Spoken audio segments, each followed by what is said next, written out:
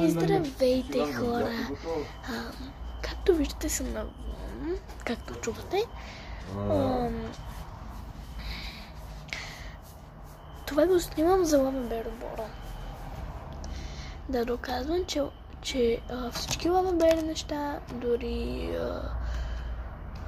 за рождения ден на Лавабера, пих новия вкус на Лавабер, но го изчерпаха. И не можех да си го купа, но все пак пих на рождения ден на Лавабера. Така че честит рожден ден.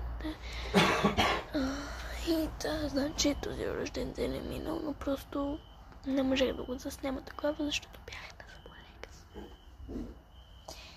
И сега доказвам, че Лавабер, нещата, които ги правят, са вкусни. И си купих едни шоколадови такива Лавабер нещица.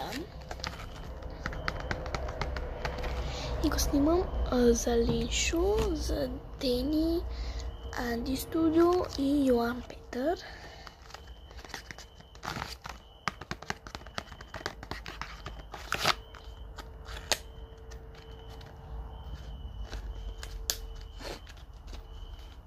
Тъй като аз съм яла и събрах вкуса.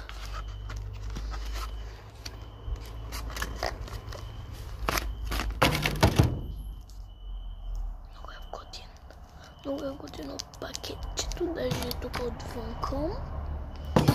Нека да пробваме.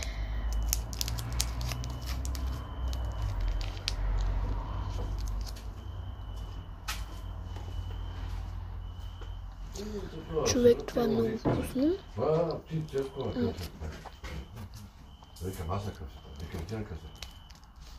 Направо ще изям всичките.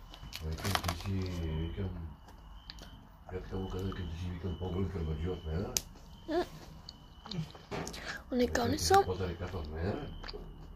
Значи вика, да седи, викам да ти оправя каса, викам ти си да пушиш. Аз съм шо преди 5 минути, но викам колко часа в момента? 9 без 10. Викам от колко, викам почваме работа. 8:30, викам и... Това беше от мен. Чао! Лавабер екипа. Обещавам ви, че ако видя в някой от магазините Лавабер в новия вкус на Праскова, ще си го купа и ще ви го презентирам. Така че, чао! Обичам ви, Лавабер екипа! Това беше от мен! Чао, чао! И от Лавабер!